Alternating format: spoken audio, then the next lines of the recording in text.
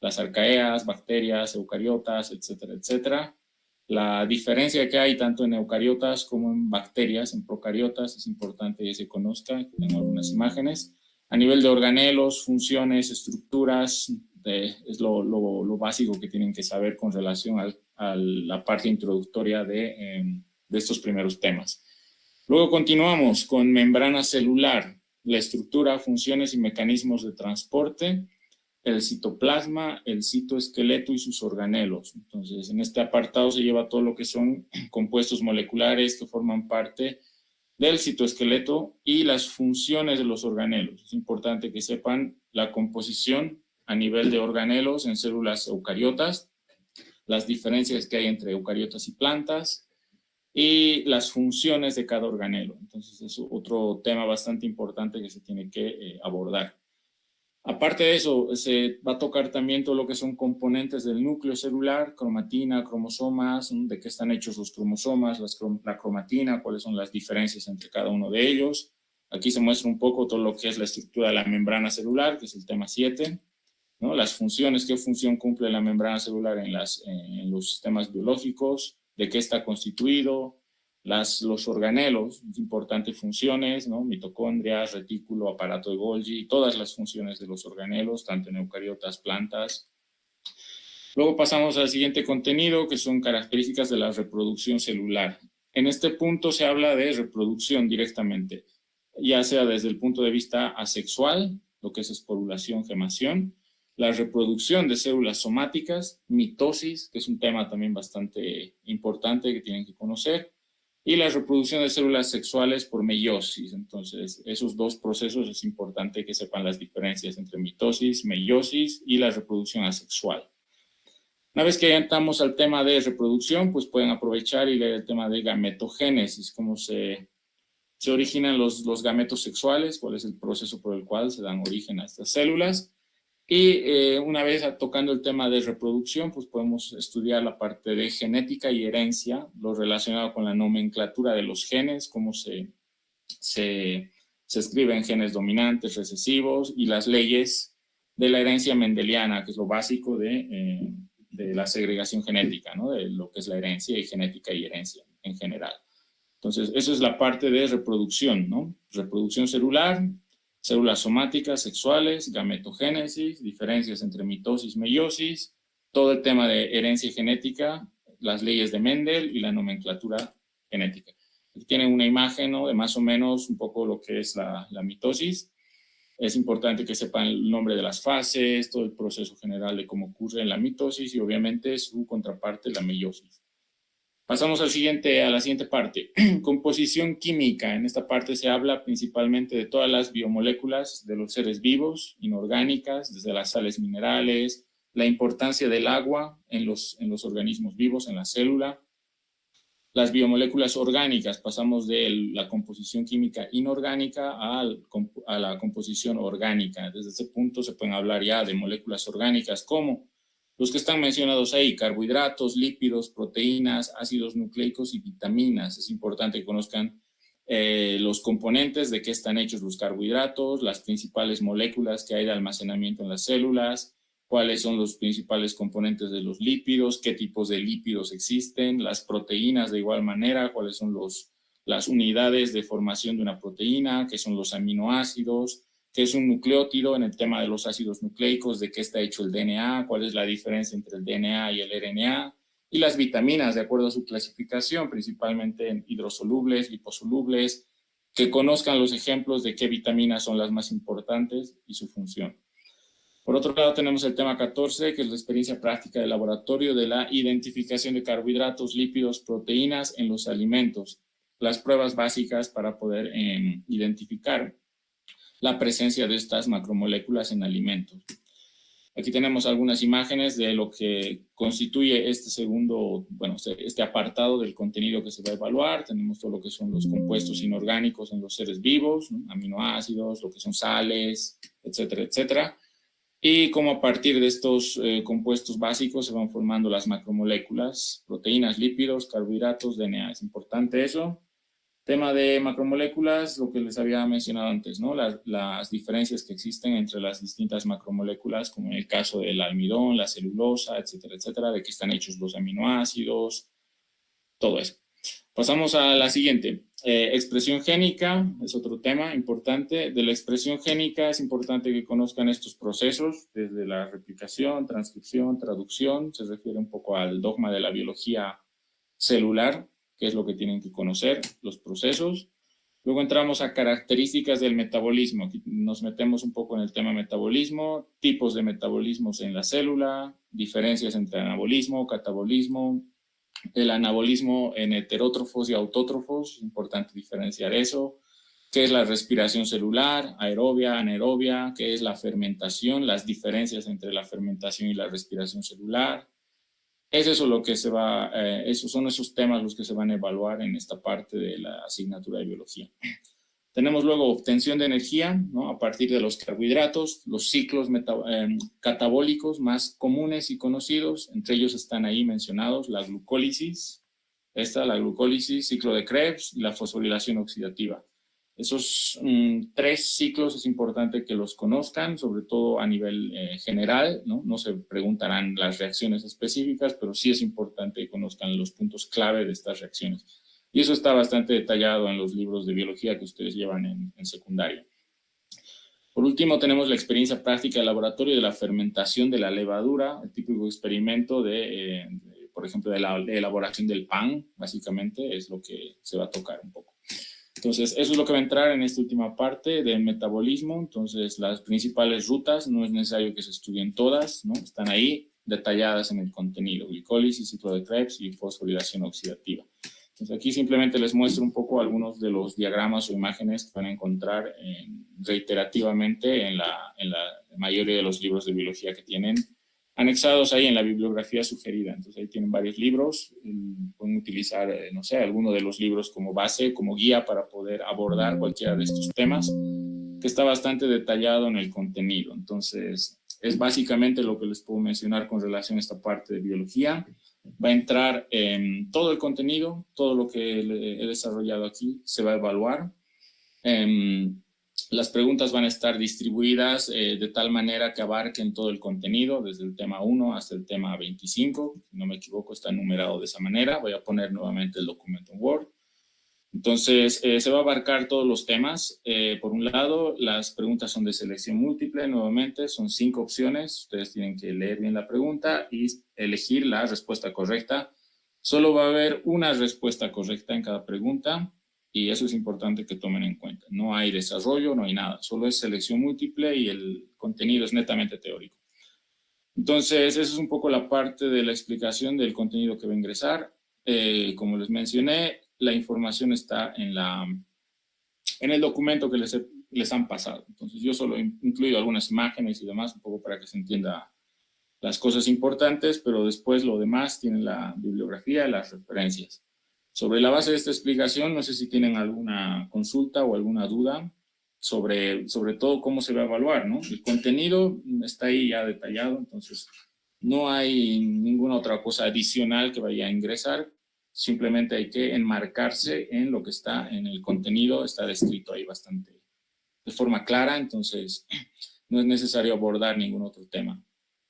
Entonces, no sé si tienen alguna duda, voy a estar atento a cualquier consulta que tengan. Gracias. Muy bien, doctor, muchas gracias por la exposición. Vamos a ver las preguntitas. Dice...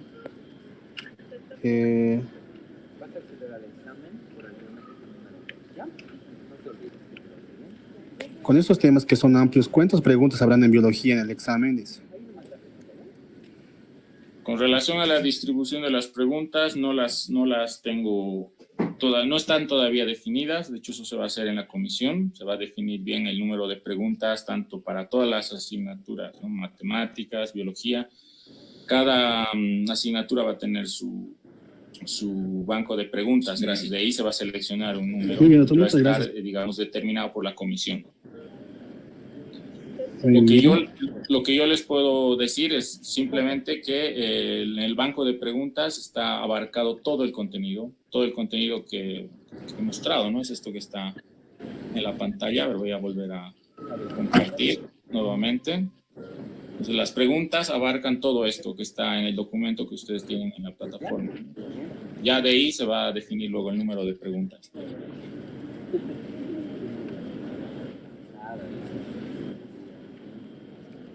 Muy bien, doctor. A ver, siguiente pregunta. ¿No entra ninguna pregunta sobre ITS como en años anteriores? Nuevamente, a ver, voy a poner nuevamente el contenido. Cuando te refieres a ITS, me imagino que son infecciones de transmisión sexual, ¿no? Entonces, si tú lees el contenido, básicamente solo tenemos reproducción sexual, asexual, todo lo que es biología celular. Voy a entrar aquí, reproducción celular, métodos de estudio, aquí, reproducción células somáticas, sexuales, en ningún momento entra el tema de enfermedades de transmisión sexual, no hay un apartado que explique eso en el contenido. Muy bien, doctor. ¿Habrá preguntas cerradas o también abiertas? ¿No? Todas son de selección múltiple.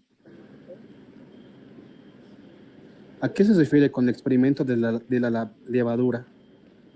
Tienen la bibliografía aquí abajo, pueden revisar el experimento de la levadura. Es todo parte del contenido. Aquí tienen varios libros. De hecho, algunos son de, ¿cómo se dice?, de acceso libre. Ingresan al Google, se descargan el libro y buscan el tema fermentación. En fermentación seguro van a encontrar algún experimento relacionado con la fermentación, la elaboración del pan, tal como mencioné. De todas maneras, las preguntas son de selección múltiple. En ningún momento se les va a preguntar una pregunta abierta como explique el método de cómo hacer pan, por ejemplo. Preguntas abiertas no van a entrar. Entonces, es simplemente buscar el experimento en alguna de las bibliografías que están mencionadas aquí y ya está. Y la pregunta va a ir en forma de selección múltiple. ¿Entrarán preguntas referidas a ese documento del documento? ¿De a qué documento se refiere? No entiendo la pregunta. Del temario. Las preguntas van a entrar exclusivamente del temario que tienen disponible en la plataforma. Son estos 25 temas que están numerados del 1 al 25. Entonces, a partir de ahí se van haciendo las preguntas de selección múltiple. El documento se encuentra en la página web, ¿verdad? Supongo que en la comisión han debido compartir los contenidos de cada materia en la plataforma. Esa parte con la organización. ¿Este temario será igual para el primer y segundo parcial? El mismo temario se va a manejar para los dos exámenes que tienen y es lo mismo, va a entrar todo en los dos exámenes. Muy bien. Muchas gracias, doctor. Será hasta el día domingo. ¿Alguna recomendación que darles a los estudiantes? Simplemente que se basen en el contenido. Yo sé que hay mucha información quizás y bueno, por querer abarcar demasiado muchas veces nos confundimos. Lo que les sugiero es que lean el contenido y vayan estudiando, desarrollando cada uno de los temas que están numerados del 1 al 25 y sobre todo que utilicen la referencia como base, alguna de las referencias que están aquí sugeridas. Entonces, no recomiendo que utilicen otro tipo de fuentes porque luego empiezan, ¿no?, más la confusión. Si uno ingresa a internet va a encontrar mucha información que le va a llevar a otra información. Ya sabemos, ¿no? Vivimos en la época de la información, en la era de la información. Entonces, un poco para que no se pierdan y no estén leyendo demasiado quizás temas que no tienen nada que ver, ubíquense en la bibliografía sugerida, para eso está la bibliografía, y enfóquense en el contenido del 1 al 25. Entonces, es lo que les podría recomendar para justamente evitar confusiones y que en algún momento se pierdan en toda la información. Entonces, si buscan abiertamente en internet, como les digo, van a leer un concepto que les va a llevar a otro concepto y así sucesivamente. En lugar de que ocurra eso, guíense con el contenido que está aquí y con los libros. Descárguense algún libro, utilicen la guía que tiene el libro tiene su índice y vayan desarrollando cada uno de estos temas que están desarrollados en los libros. Esa es la única recomendación que les puedo dar. Aparte de eso, lean bien las preguntas, obviamente. En esta parte entra la comprensión, a diferencia de la parte de la resolución de ejercicios, por ejemplo, ¿no? Aquí simplemente es leer bien la pregunta, entender bien la pregunta y, bueno, elegir la respuesta que les parezca más adecuada a lo que hayan estudiado. Es básicamente lo único que les puedo aconsejar, ¿no? Como les he mencionado, todas las preguntas tienen una sola respuesta y son 5 opciones distintas de las que pueden elegir una sola. Nada más, esta parte es bastante sencilla porque solo es selección múltiple, no tienen que desarrollar nada ni escribir nada. Entonces, simplemente enfóquense en el contenido. Nada más. Repito esto varias veces porque ya ha sucedido antes, ¿no? Les decimos, básense en el contenido, pero luego a la hora de estudiar muchas veces no tienen más dudas, dicen, pero va a entrar este otro o aquello. Entonces, para evitar eso, nuevamente, lean con calma el contenido que tienen aquí y vayan estudiando desde el 1 al 2 y así sucesivamente. No hay otra manera de poder desarrollar esta parte. Nada más, no sé si tienen alguna otra consulta. Muchas gracias, doctor. Eso es todo por el momento. Nos vemos hasta el domingo. Listo, muchas gracias. Saludos a todos y buena suerte. Hasta luego.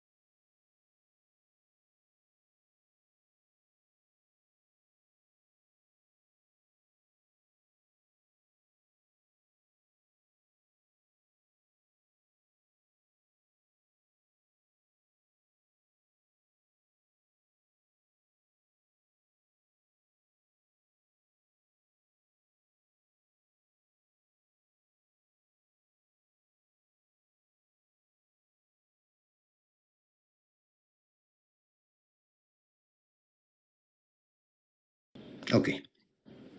Bien, continuamos con la exposición de la materia de química inorgánica. Licenciado, puede comenzar.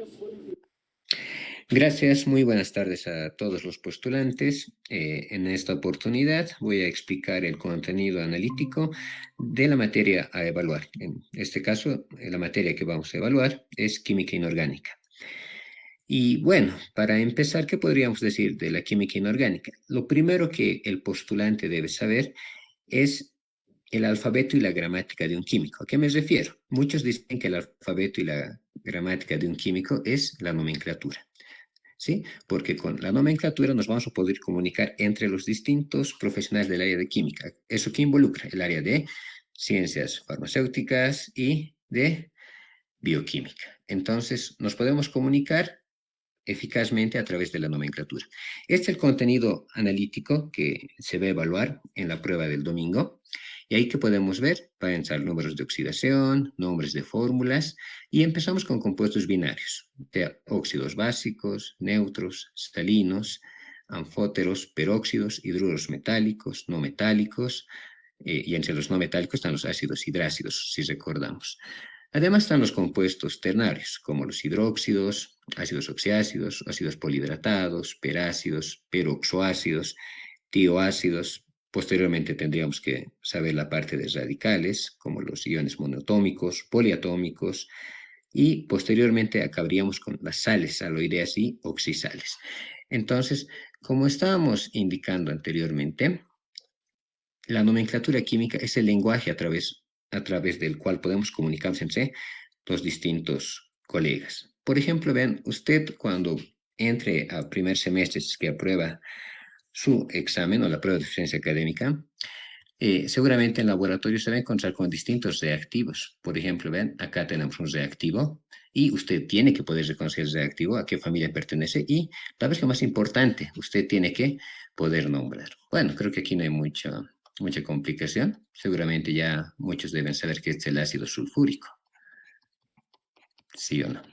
Aquí tenemos otros compuestos, otros ejemplos, mejor dicho, que son ácidos. Aquí está el ácido nítrico. Y bueno, lo que preguntaban cuando un colega expuso la parte de nomenclatura orgánica, ahí está, ¿no?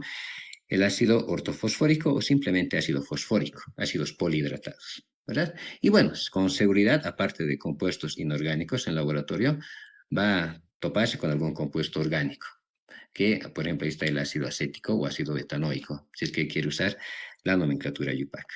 Entonces, vea, es importante que usted sepa de nomenclatura para poder reconocer los distintos compuestos con los cuales seguramente usted va a trabajar en el laboratorio una vez que ingrese a la facultad. Aquí tengo algunos otros ejemplos. Por acá tenemos a hidróxidos, hidróxido de potasio. Alguien podría tal vez decirlo ahí, hidróxido de potasio. ¿Sí? Y acá hay otros hidróxidos, hidróxido de calcio, hidróxido de sodio, y bueno, es una base, ¿no? Amoníaco. Muy bien. Y vean, tenemos que saber reconocer ácidos, hidróxidos, y aquí tengo algunos ejemplos que son sales, vean que son muy comunes. Y vean, es común que usted en laboratorio, incluso cuando maneja algunos compuestos, tienen algunas coloraciones particulares ciertos compuestos, ¿no? Por ejemplo, vean, acá esta sal tiene esta coloración que vemos en pantalla. La sal, como ya tal vez algunos han podido identificar allá en casa, es el permanganato de potasio. Otra sal que igual es colorida, aquí está, tiene un color amarillo, es el cromato de potasio. Vean, esta sal color naranja es el bicromato de potasio. Vean, entonces, vean, acá podemos ir viendo que es necesario que usted sepa nomenclatura porque si no, no va a poder desenvolverse de forma adecuada durante su formación profesional. Aquí está el sulfato cúprico. ¿Qué más acá? Tal vez les haga pensar algunos segundos. Es el tiosulfato de sodio, ¿verdad? Y bueno, acá está el ortofosfato de sodio o fosfato de sodio, simplemente. Y bueno, aquí hay distintos compuestos y lo que quiero mostrarles acá, jóvenes señoritas, es que es primordial que usted domine la nomenclatura inorgánica para así tener un buen desenvolvimiento en su formación profesional. Carbonato de sodio, bicarbonato de sodio, nitrato de plata y demás. Bueno, lo demás simplemente son como ejemplos para que vaya viendo que es importante esta parte de la nomenclatura. Una vez que usted domine la nomenclatura, ya podemos ir a adentrarnos a otras áreas o otros temas, mejor dicho, que involucran esta parte de química inorgánica. Por ejemplo, acá podemos hablar de átomos, moles y moléculas. ¿Sí? Y en este temario es importante que usted consulte y sepa qué es masa atómica, absoluta relativa, masa molecular, mol y número de Avogadro. Pues a ver si alguien hace un poco acá de memoria tal vez. ¿Cuánto es el número de Avogadro? Es 6,023 por 10 a la 23, el que mayormente se usa en la bibliografía. Volumen molar, densidad absoluta y relativa. Y bueno, una vez llevado lo que es átomos y moléculas, hablamos del estado gaseoso. ¿Sí? Hablamos de las propiedades que tiene un gas, estudiamos las variables de estado, muchos textos hacen alusión a ese término, variables de estado, es decir, ¿qué variables manejamos en gases? En gases recuerden que manejamos temperatura, ¿sí?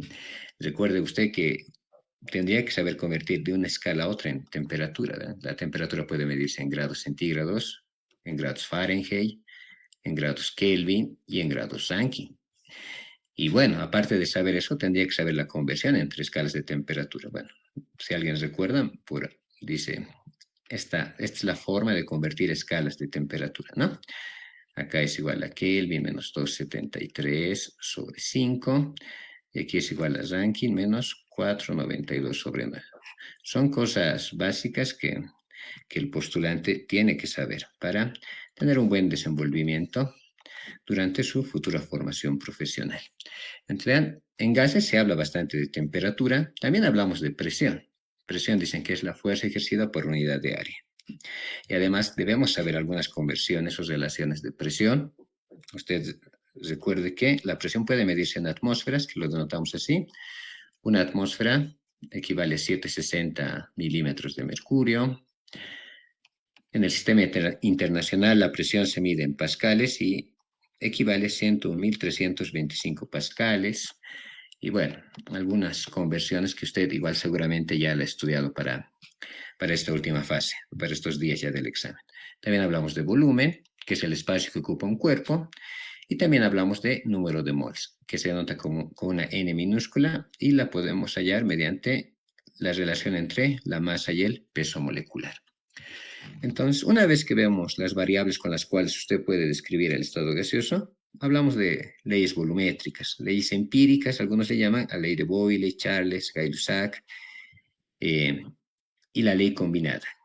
Y bueno, tal vez alguno acá recuerde un poco a su profesor de colegio, porque cuando en colegio le hablaban de la ecuación de estado, muchos le llamaban pavos ratón, ¿recuerdan?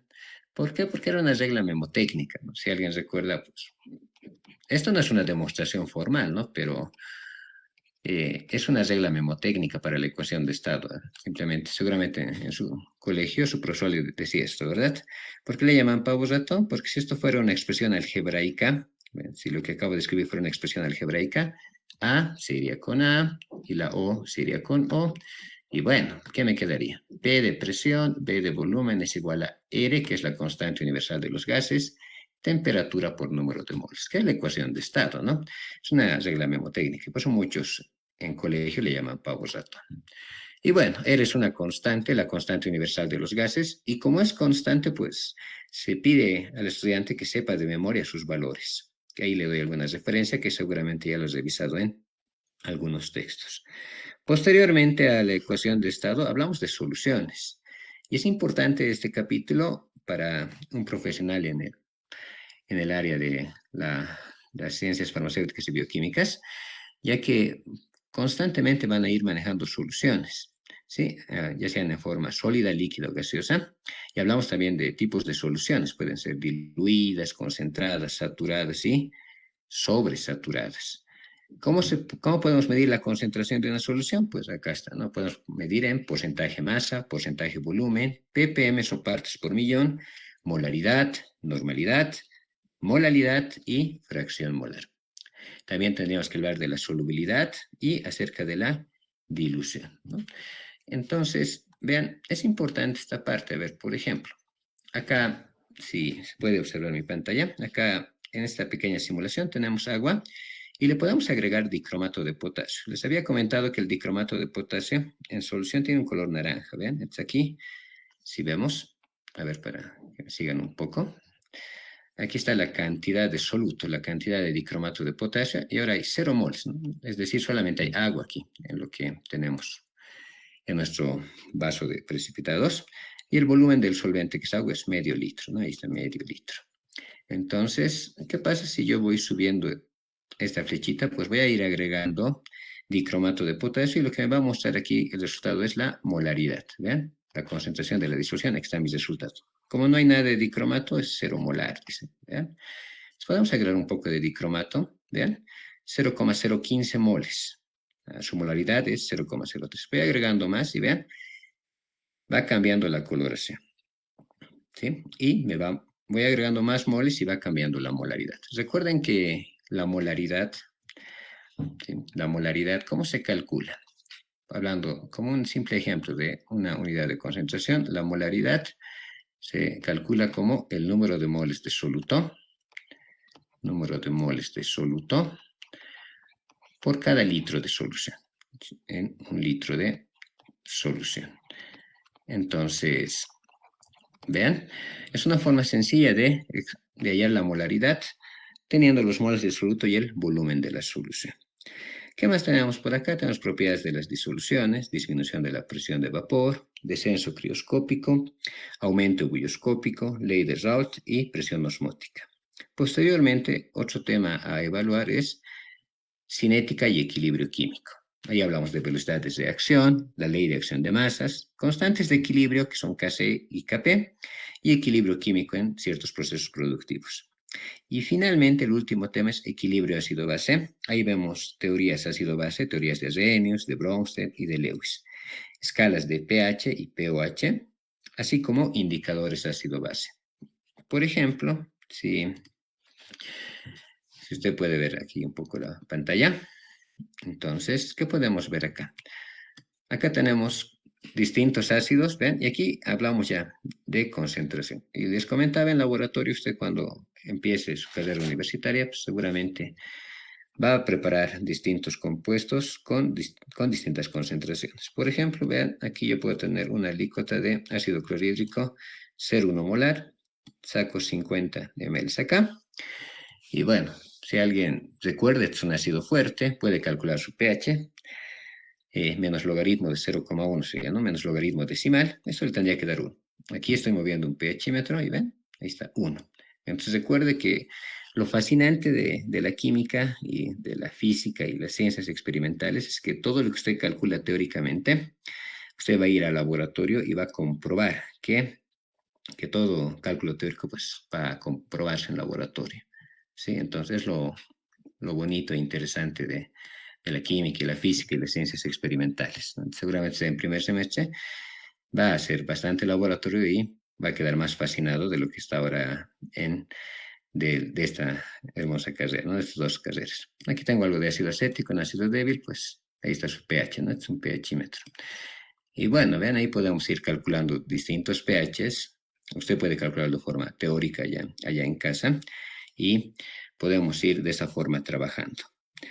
Muy bien, entonces todo esto es el contenido de química y como ya han dicho anteriormente los colegas, todo el contenido está en la plataforma, en la página web que ustedes tienen acceso, ya se les ha dado el acceso desde el primer día, entonces, el contenido no ha cambiado, la evaluación va a ser del primer al último tema y bueno, la bibliografía que tenemos acá es igual de la página web que está al alcance de cada uno de ustedes, porque muchos de estos, como dijeron, pueden encontrarse en internet, no hay mucho problema acá.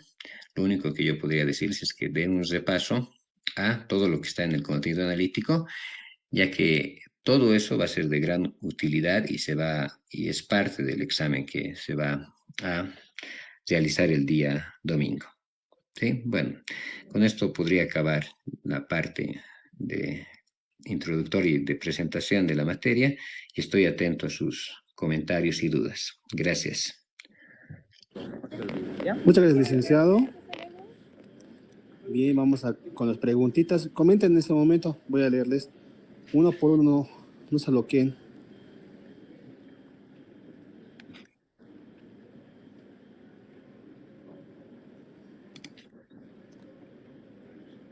Una consulta, ¿las notas del examen es por materia o en general? Dice. Bueno, esa parte de la estructura del examen y demás son inherentes a la coordinación del curso. Muy bien. ¿Qué libro nos recomienda para el examen, para la materia? Bueno, en realidad, aparte de la bibliografía, el texto más común que, por ejemplo, para el área de nomenclatura es de los autores bolivianos, está acá, ¿no? Dice de los hermanos Delgadillo, entonces hay uno de nomenclatura. En realidad, aparte de la bibliografía, el texto más común que en la parte, por ejemplo, para el área de nomenclatura es de los autores bolivianos, está acá, ¿no? Dice ¿Habrá de los ejercicios de hermanos casos Delgadillo, especiales? entonces hay uno de nomenclatura, en realidad, aparte de la bibliografía, el texto más común que en la parte para el área de nomenclatura. Entonces, no sé exactamente qué se dice. ¿Habrá ejercicios de casos especiales? Entonces, lo que se pregunta es lo que está en el contenido. Parte de la Yo no puedo bibliografía preguntar esto a lo que no está dentro del contenido analítico. Eso no sé exactamente qué está en el contenido analítico, pues es probable que sea lo que se pregunta es lo que está en el contenido analítico. ¿Va a entrar comerciales? Está dentro del contenido analítico. Eso no sé exactamente qué está en el contenido analítico, pues es probable que sea lo que se pregunta es lo que está en el ¿Nombres comerciales? Nombres comerciales. No creo. No es mucho. Me interesa esa parte.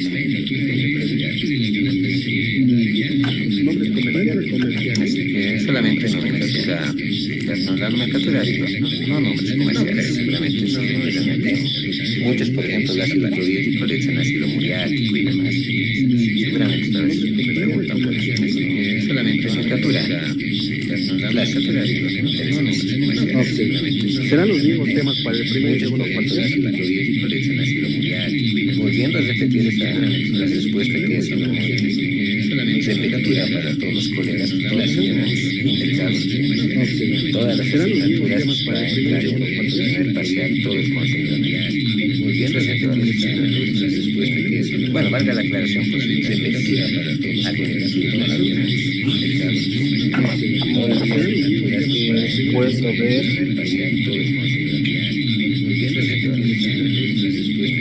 ¿Hasta qué capítulo de trigonometría entrará?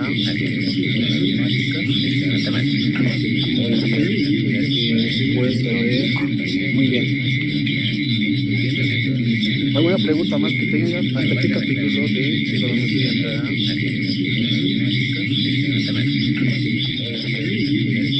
Puedes saber. Vayan preguntando. ¿Alguna pregunta más que tengan? ¿Hasta qué capítulo de trigonometría entrará? ¿Habrán masas atómicas?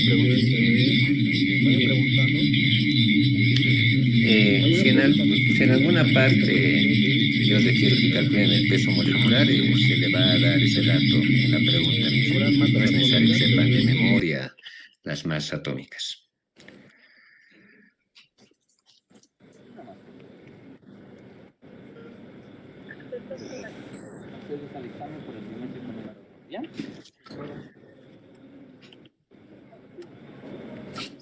Sí, tuvimos un problema de audio, ahora está mejor. Ahora se pueden preguntar.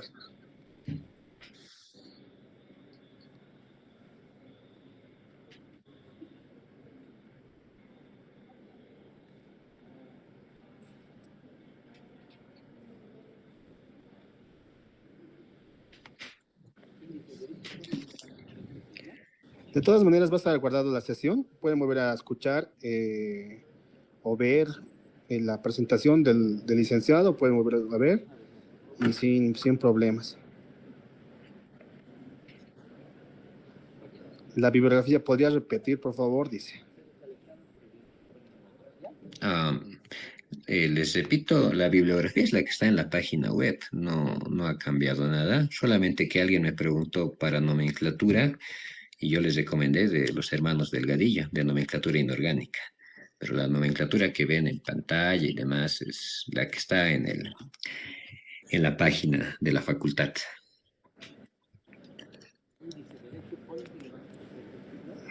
Muy bien.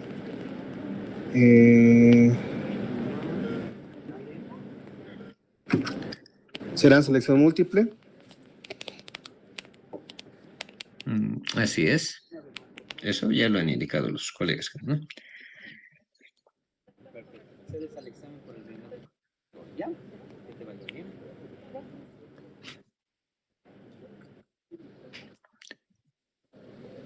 Nuevamente, licenciada, perdón que le haga preguntas. Sí, sigan preguntando de casos especiales. No sé a qué se refieren con casos especiales.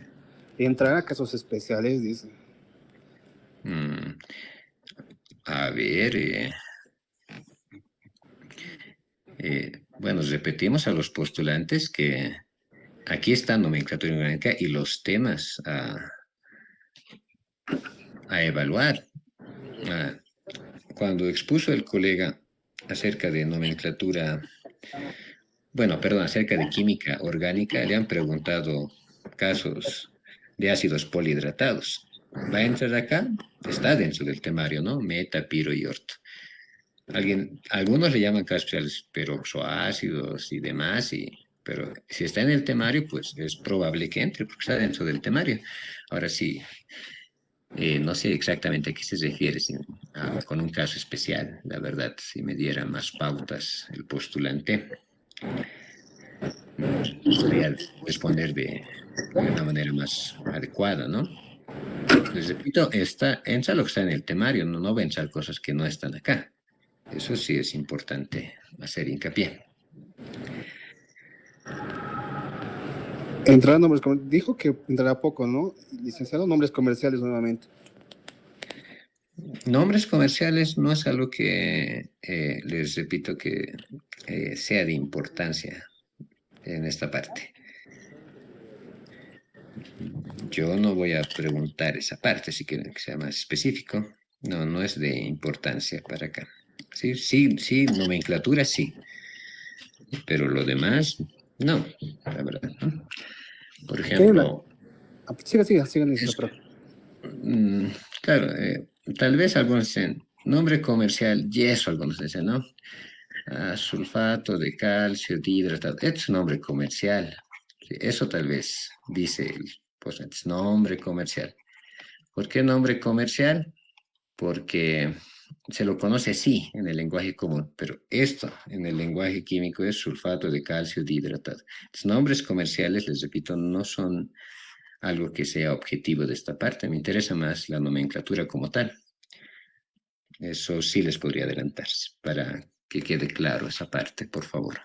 ¿Está bien?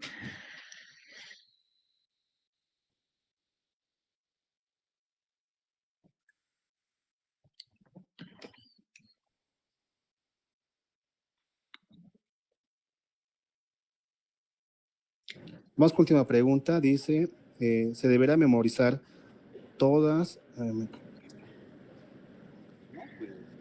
las masas y números atómicos de los 118 elementos, sí o sí? Les vuelvo a repetir, creo que es importante repetir esto, ya que tal vez algunos tienen confusiones, puede ser por la señal de internet y demás. Por ejemplo, masas atómicas. Masas atómicas. Bueno, del hidrógeno es 1, que habitualmente lo toman así, del oxígeno es 16, del azufre es 32. Es un ejemplo esto, ¿verdad? Si usted necesita estos datos para alguna parte del examen de química, yo les voy a dar las masas atómicas. ¿Sí? Son datos del examen.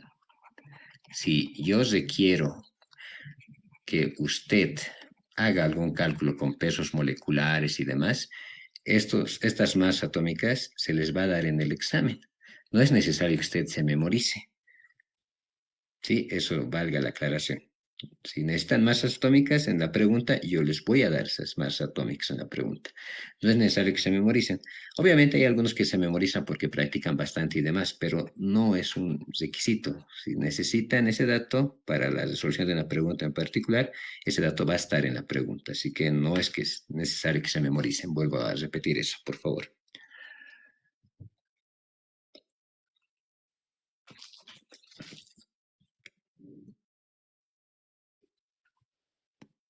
De licenciado. ¿Alguna recomendación que darles a los estudiantes postulantes? Eh, Solamente que vayan repasando y como dijeron anteriormente los colegas, pues que se basen en el temario. Esto simplemente era un pequeño ejemplo de que tienen que saber nomenclatura.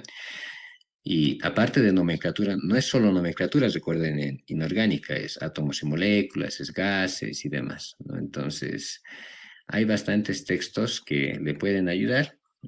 Yo les recomendaba en nomenclatura de los hermanos Delgadillo. Y uno que es bastante clásico, igual es fácil de encontrar, es este, ¿no? De José Ibars, Problemas de Química General. Fácilmente se encuentra en el Internet. Y, pues bueno, fuera de eso, solamente que se preparen, que todo esfuerzo tiene su recompensa y esperamos que les vaya de la mejor forma en el examen del día domingo. No tengo nada más que decir. Gracias. Muchas gracias, licenciado. Será hasta el día domingo. Muchas gracias. Hasta ese entonces. Gracias.